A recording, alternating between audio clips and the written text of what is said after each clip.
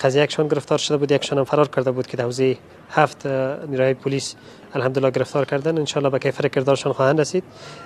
جناب پیگیر صاحب منتقل به شفاخانه امرجنسی شد و تا همکنون تحت مراقبت جدی و ویژه دکترها قرار داره.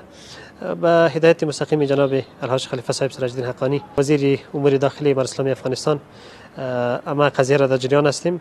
هیئتی که به رهبری معین پالیسی و استراتژی وزارت جناب مختوم صاحب و که شامل در آن جناب سریاور وزارت عبدالرحیم ثاقب صاحب و همچنان رئیس دفتر مقام وزارت مولوی صاحب زین لابیر و شخص خودم شامل بودیم که هیئت اول به خانه‌اش امروز رفتیم، چیزی مساعدت نقدی هم داشتیم و خاطر اولویت‌های ابتدایی وزارت‌هایی که داشتن. سپس آمدیم با دکترها هم دیدیم وضعیت مریض هم مستقیما همین اکنون داخل شفاخانه دیدیم. تشکر داره جناب وزیر صاحب داخله که خوب اقدام کردن و ارگان‌های کشف استخباراتی که در امو ساعت‌های اول تانستن کسایی را که مرتکب این جرم شده بودند او را شناسایی بکنن و تحت پیگرد قرار بدن.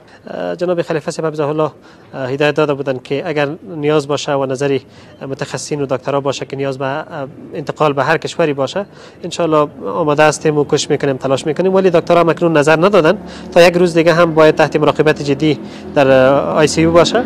بعد از او بعد ان شاء الله که تصمیم نهایی بعد از ارزیابی ست اسکن ها برشان گفته میشه و باز تصمیم گرفته میشه. بنابر اظهارات سخنگوی وزارت امور داخله هر دو فرد مهاجم بازداشت شدند و تحقیقات بیشتر از آنها جریان دارد. قضیه هم اکنون معلوم نیست که شخصی بوده یا هم سیاسی بوده.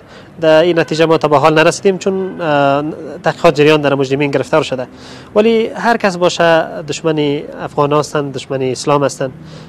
با این گپا ما و شما متضرر نمیشیم. رای حق رای ما و شماست و ان شاء الله که امارت اسلامی افغانستان و مشرای امارت ان شاء الله با کسایی هستند که مظلوم هستند